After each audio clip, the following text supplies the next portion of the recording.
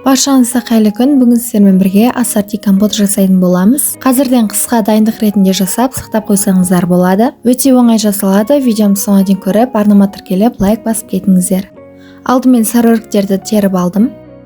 Мен алма, шие және сарыөріктен жасайын деп жатырмын. Сіздер өз қалауларыңыз бойынша басқа да жемістерді қоссаңыздар болады. Алдымен банкамызды булап аламыз. Одан кейін мен үстіне 4-5 дана алма қостым. Одан соң үстіне сарыөрік пен шиені салып шықтым. Барлық жемістерді салып болғаннан кейін үстіне құмшекер құйдым. Барлық құрамның мөлшерін әпсенеге қалдырып кететін боламын. Кейіннен үстіне қайнап тұрған ыстық суды құйдым. Бетіне жабатын қапағында жақсылап ыстық суға жуып алу керек. Одан соң екінші банкамды толтыруға кірістім.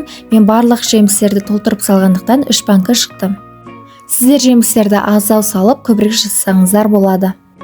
Екінші банкамды да дәл солай үстіне құмшекерді құйып, ыстық сумен толтырып шықтым.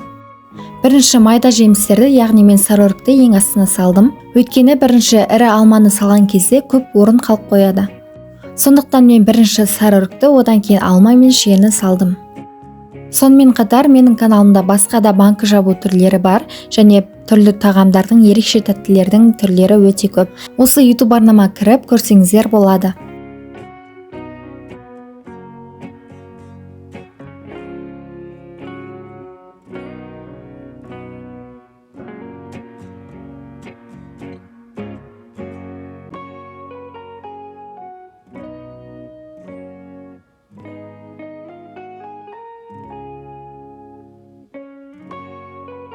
Барлық банканы толтырып, су құйып болғаннан кейін өзінің арнайы қапағын жабатын құрылғымен жауып шығамыз.